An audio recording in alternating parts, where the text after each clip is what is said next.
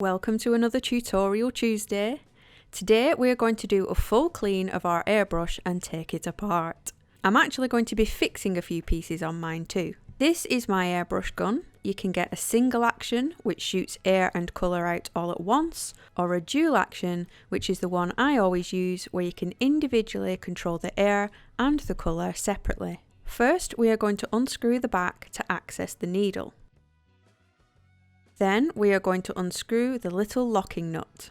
They all have technical terms, but you end up just giving them names of their own, such as the pointy bit or the screwy bit. Whatever helps you remember. Carefully place them to one side so you don't lose them. The next piece to come out is the needle. This runs through the whole length of your airbrush, so pull it out carefully.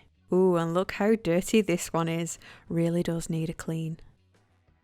Then unscrew the screwy bit. That will then be followed by a tiny spring and the needle holder.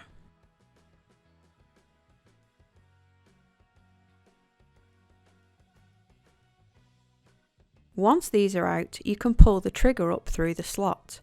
Don't tip your airbrush up at this point because there is a tiny little piece inside called a rocker. I decided to clean my first airbrush over the sink, and this tiny little rocker disappeared down the drain, never to be seen again.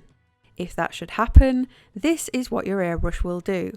Your trigger will just flap about with no resistance. Useless. So make sure you lay your pieces out carefully so we don't lose them. This is just a quick release plug that attaches to my hose. Now start on the front. There are two pieces here, your needle cap and your nozzle cap. It does what it says on the tin. One will cover your nozzle and one covers the needle. Here is your nozzle, that tiny silver point. To remove this, you will usually be supplied with a tiny spanner.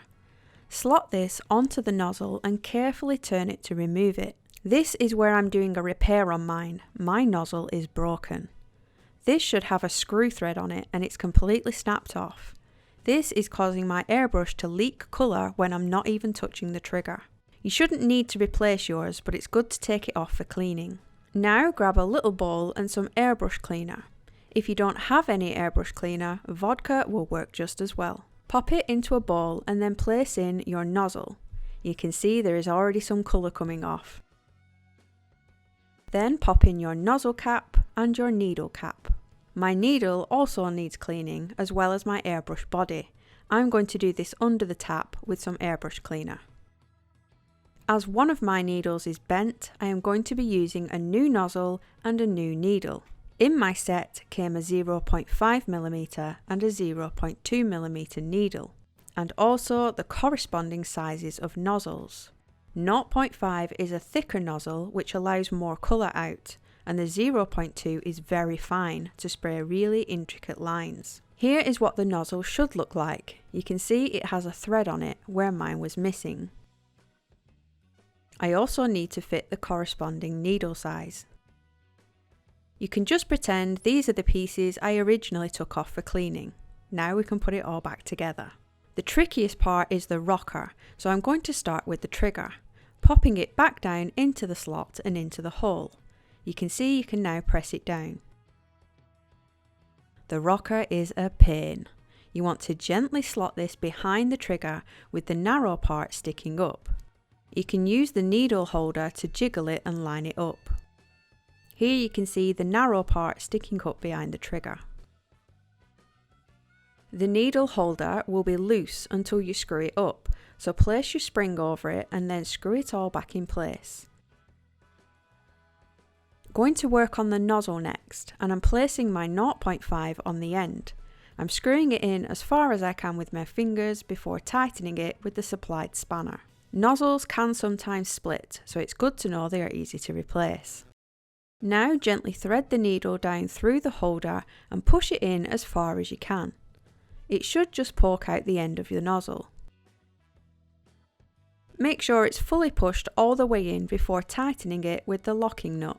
If you don't push your needle all the way in, this can also make colour escape when you don't want it to. Almost done now. You want to cover your nozzle with the nozzle cap. And then you can just see the needle poking out, so you then want to place the needle cap on so it doesn't get damaged. As you pull the trigger back, it pulls the needle inside the hole. This is what allows the colour to come out. Now all that's left to do is screw the back of your airbrush back on. This extra screw right at the back helps you limit how far you can pull your trigger. Pulling your trigger all the way back releases lots of colour. If you were working on something softer and don't want to accidentally spray lots, you can lock your trigger in a softer position. Now I can only pull it back this far. Simply unscrew it again to allow the trigger to fully operate. I'm just popping my quick release plug back on the bottom. This is my hose that's connected to the compressor, and on the top I have my quick release coupling. This allows me to just pop on my airbrush and it's fully secured. If you quickly wanted to swap this for an airbrush with a needle of a different size or one already loaded with a different colour, I can just simply slot another one in.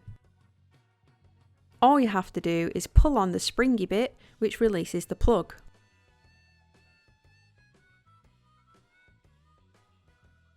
I now have a gun that's fitted with a 0.5 needle and one with a 0.3 needle and can switch between them if I need to. This is my latest airbrush gun, which has a crown shaped needle cap. The point of the crown shape is that excess air can escape through the gaps, so it's not as forceful on your work, which may ripple it. Another difference is it has this extra screw under the cup. This controls the amount of airflow. I'll leave a link to my new gun below if you're interested. I think it was roughly about £23 for the gun, extra needles, extra nozzles, a hose and the spanner. I hope you find this helpful, as I know a few of you are afraid of your airbrush. Hopefully seeing how it works and what the pieces are may make it less daunting for you. Thanks guys, see you next week.